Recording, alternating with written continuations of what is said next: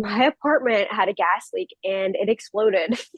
And I think at What? that point, I know it's so random, but I think at that point my partner and we were just like, what now? You are really designing it for those who you have something in mind for. And if it happens to capture more people, then great. And if not, then at least you got the information out that you needed to.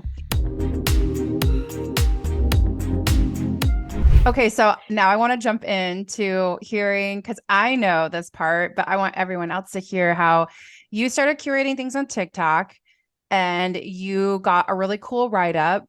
And then you started having more people flood in asking you questions, and it's put you in a position. Well, you were kind of like put in a place where you're trying to decide between one and another. Like, how can I continue to educate, but still serve clients and take new clients and all this stuff? And you had projects. And so you were trying to balance that out. So I would love for you to just share that part of the journey in your career. Yeah, the first salon I ever worked at, I actually was a cutting specialist. And cutting has always been a first love for me. I've always said if I could do anything behind the chair, it'd be updos and hair cutting. It's like my two favorite things. But when I graduated hair school, the big thing was balayage. And I didn't want to give up hair color. I just was so new to the industry. It didn't feel right. But I had built um, a brand built around balayage and low maintenance hair color, and I loved it. I was great, but it kind of just felt like there was no more for me down that path. Like I had done it. I was traveling, I was teaching people how to do it, I was getting clients that wanted it. And I really just wanted something new and different. And I really wanted to feed into the whole haircutting side of me that I've always loved. And I was honestly so scared to post on Instagram because there's so many phenomenal hair cutters on that platform, and no one followed me on TikTok. So I was like, let me just make some cutting stuff and throw it up on TikTok where I have zero followers. No one's going to see this. And the magic of the internet and the algorithm or whatever had just blew up my video. And it was a video really about, I called it Banks of Benefits. It was something between me and my clients, really. It was really just curating a system of face framing because I've never loved any kind of face framing technique that I've ever been taught. And there's so many different ways to go about it. And I really wanted to showcase how, you could take just these simple sections, and by changing where your starting point is, you can create so many different looks. And it just took the internet by storm. And, I kind of grew up on the saying that overnight success takes 15 years, but here I was quite literally having overnight success. And that was a lot because I was having, all these new clients that wanted haircuts, but I had an established clientele of balayage. And it was almost like I felt like two different stylists.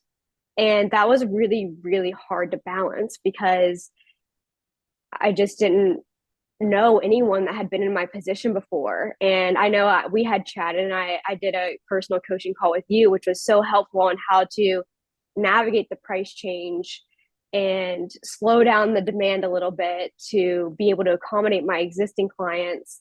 But yeah, that it really was just me teaching what I love, and people really saw the passion and the heart that I had for it and really resonated with it. And it just brought them to me, really. One of my favorite parts of the industry is that even if you choose to specialize in something, that doesn't mean that you can't change it or add things in. And it's not like you decided that you were like, well, I'm going to start working on cars on top of doing hair. It's like it's all still hair. But I think one of the things that a lot of us kind of think in our own heads is we do compare ourselves to certain stylists or artists that we're seeing. But at the same time, we also know that there's no such thing as like a cookie cutter situation. You can't be like anyone else. You can be similar, but you'll be your own person. And even though we know that, we still get imposter syndrome about certain things because we're like, what if they're going to judge us or whatever? And it's so funny how we already know, but we still do that to ourselves. So I just love that you decided that you were going to try something because you loved it and because you knew that it was going to resonate with other people. And even though you did it kind of in the dark, and yes, you talked about the overnight success. But what I'm hearing from this is that you still had your background with it. It's not like you have been doing balayage and you haven't done a haircutting class for years or something and you just decided to like try something out. You had a skill set that you knew you could offer and you decided to show what you can do and you were offering a solution. But the biggest takeaway for me is that you decided to do something that was developed in your own, through your own eyes. Like, even though there are a million different ways to do face framing, and if you just do teeny tiny minor tweaks and changes, it can look completely different. I just like that you went about it from your point of view and the way that you enjoy doing it. And in return, it started to kind of blow you up. So I think it's a reminder for you guys who are listening that just because somebody does something doesn't mean they have ownership of that thing. You can do it in your own way, or you can do it exactly the way they do it, but it's still going to show up differently because our artistic hands, eyes, everything that we do is going to change it. And so it's kind of like snowflakes. Every one of them are all different and individual, even if they look the same. Okay, so now we fast forward to today and you're doing this thing on TikTok, you're getting new clients in, you're getting more opportunities, you're starting to educate more. How have you been feeling about this kind of like juggle / hustle thing that's going on? What are you wanting to do for your future? I think I would really love to just continue what I'm doing and educating. I would love to almost bridge the gap between stylists and clients. I feel like with so much happening on social media and so many people, renaming things. And I mean, I even fell into that bunch, even though it was something that I only really named within my clientele, it was shown to the world. And I think stylists from all over were kind of getting the request of what I was doing. And they're like, what the heck is this? And I think what I would love to do is almost bridge the gap of what stylists see and what clients see, and kind of just get us on the same page, because we all, like you said, we're all so unique, and someone could do the exact same thing that I do but just have their magic touch to it, and now it's like their version of that. And I think that's so incredible that we could all have the same foundations, but it turns out so unique to that stylist. You know what's really cool? I have a small story to share. Like, this is what reminded me of it. I was at an intercoiffure show like 10 years ago. It might have even been a little bit longer. And one of the debates that they were talking about at the show is we have a lot of self-proclaimed experts on YouTube, like literally these teenagers that don't have a license, that don't have any background, but they have like a million followers and they're teaching others how to do hair.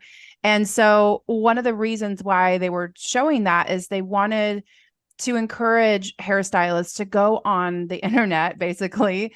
This is before like social media was a really big thing, right? And they wanted hairstylists to go on the internet and start teaching clients how to do their hair properly. And there was a lot of gasps in the air. Like everyone's like, oh my God, I could never do that. Are you kidding me? That, like, I want to protect myself as a professional. And that's so unprofessional. Anyway, fast forward to today, we all know that that's not really the reality we live anymore. But I think what's important is that you're sharing information of like how to do things safely, responsibly, and how to make educated decisions. You can't make an educated decision if you don't have somebody who is educated to be able to pass that information on.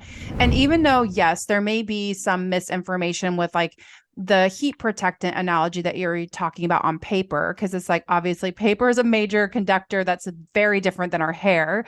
But the point is that we're still doing things in a visual and storytelling way to our clients and to our future followers, I guess. I wish they didn't call them followers, like subscribers or like people that are in your arena.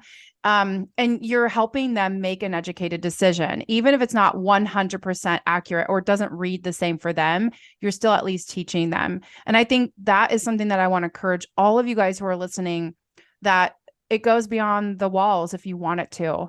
And the reward that comes on the other end is that it is guaranteed. It's actually guaranteed that if you start teaching and doing what you're doing behind the chair and you actually do it in the virtual platform, that you will see results. It won't happen immediately, maybe, or in Caroline's case, it did happen right away, like she aimed at something great. She found she found a way to be able to tell how to do something in a slightly different way. And because of that, and she named it. And because of that, the timing and all that good stuff, it worked out for her.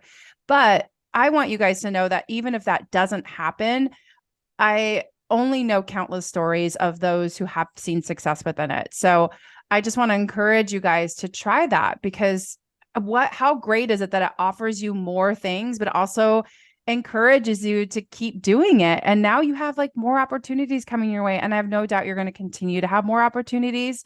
So thank you for sharing that story. And just thank you for telling everyone how simple it really can be. Because I think sometimes we want to like overdo it, or we want to like reinvent the wheel, or we want to have something that's like so original. And sometimes it can be just something so small and simple. I love that you said that, because I think we all have our little spiel that we give to our clients, whether it's like the leave-in routine or your styling routine. And it's so different for everybody. And I don't really see that as much anymore in a studio suite on my own. But I remember working in a big salon, like every stylist has their own little tidbit of information to give. And it's so different for everybody. And to just share those little tidbits, it's like almost just take the 5 main problems that your clients have and speak to those. And then you will get those clients coming in, because you'll see someone that's like, oh, I saw that you spoke to this. I struggle with that as well. I would love your expertise. And it's really as simple as that. So then you get to call upon your dream clients while you're educating. And so it's Exactly. a win-win for everyone. So that's the main thing that I'm hearing out of this too. Well, thank you so much, Caroline, for hanging out with us. Is there Yeah. anything else that you want to leave us with before we shut it down? Just put yourself out there. I mean, it's so daunting and it's so scary, but there's never been more content out there than there is right now. And I think there's comfort in knowing that you're just going to be a little blip in someone's day. So don't overthink it. Really, just don't overthink it. Don't get stuck in the perfectionism of it. And it's also like, don't overthink that piece, because you can always do it again or do it better, or like starting somewhere is always better. I tell the same thing when I'm talking to somebody who's like, I want to put a course together, but I'm scared of doing it. And it's like, well, that's because it's such a large order. Like if you just do one thing at a time, like organize exactly what you want to teach. And then what are the subcategories of that? And who are you solving that for? And like there's a lot that you can build upon each one of them. So that way it's like, you know who you're talking to, which is what you're doing. Like, you know who you're speaking to, you know why you're doing it, you know what it's like, what benefits you've gotten out of it so far. And that keeps you going, and you just keep rolling with it. So great advice. Thank you so much. I want to continue to encourage you guys to dream big, set goals, take action, and we will see you guys next week. Take care.